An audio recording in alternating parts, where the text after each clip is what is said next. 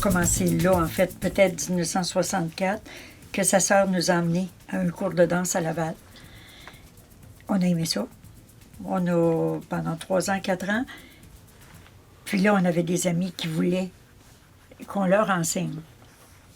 Et on ne voulait pas. On voulait pas leur enseigner. On trouvait qu'on n'était pas assez bon pour ça. On a fait venir, on a demandé à un prof de l'extérieur de venir. Et puis, c'était, à ce moment-là, c'était en janvier 1970. Des tempêtes de neige. Quand le prof, la journée même qui devait venir, on avait juste 10 coupes, puis il en voulait 15. Et il dit non, on attend la semaine prochaine. Mais là, on parle de 5h30, 6h. Le cours devait être à 7h. On n'avait pas les téléphones qu'on a aujourd'hui. On s'est senti obligé de se rendre à la salle. Il dit, vous êtes capable, donnez-leur, amusez-les pendant 1 heure. C'est ce qu'on a fait. C'est ce qu'on a fait la 2e semaine. Puis là, ben, une grande discussion parce qu'on n'avait pas de prof. Puis les élèves qui étaient là voulaient qu'on continue. Et on a continué. Ils avaient bien aimé ça, les 2 petits cours qu'on avait donnés. Ils ont dit, vous êtes capable d'envoyer. Fait qu'on a continué. Et puis, jusqu'à la fin de l'année, on a enseigné une 15aine de cours. Ça, on chargeait très peu dans le temps, mais il fallait payer la salle, il fallait payer le tourne-disque. Puis après le cours, on allait prendre un café.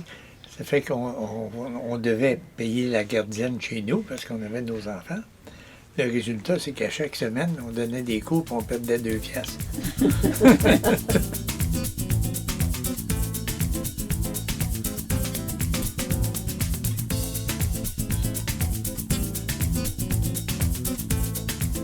Dans notre école, il y avait du bronze, de l'argent et de l'or.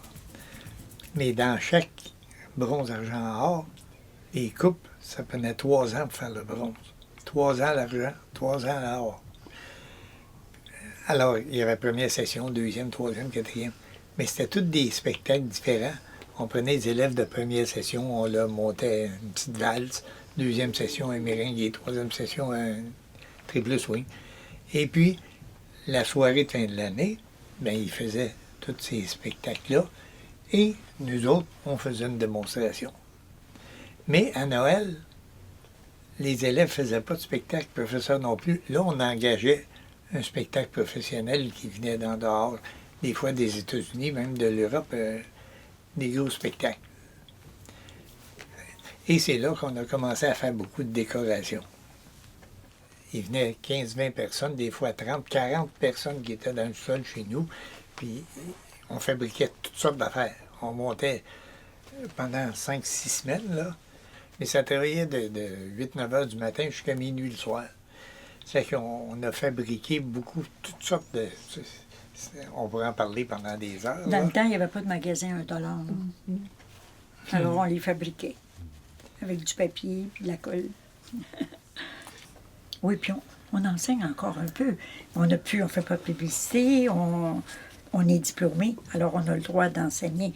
De par contrat, on s'est réservé le droit d'enseigner sans faire aucune publicité.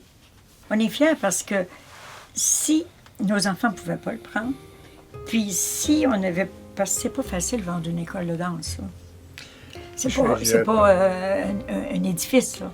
Je pense qu'il y a peut-être juste eu 2-3 ventes d'écoles de danse dans le Québec. C'est bien difficile parce qu'on ne vend pas du matériel, hein? On vend de l'humain. Puis cet humain-là, s'il ne veut pas être là, mais c'est pas facile. Fait que nous autres, on est bien chanceux de l'avoir vendu à un prix assez bon. Ça fait qu'on est bien Puis content. ça se continue très bien, là. C'est juste au bout de la rue chez nous. Puis on passe le dimanche, puis c'est plein. C'est sûr qu'elle n'en donne pas le soir comme nous, là. C'est arrangé autrement. Mais ça continue bien. On est fiers, puis vois-tu, là, ça va faire 48 ans, je pense. Avec pour le centre de danse Laurentien, dans 1 an ou 2, ça va faire 50 ans qu'on l'a bâti. Bien, en 70, ça va être OK? Fait qu'on est bien fiers de ça.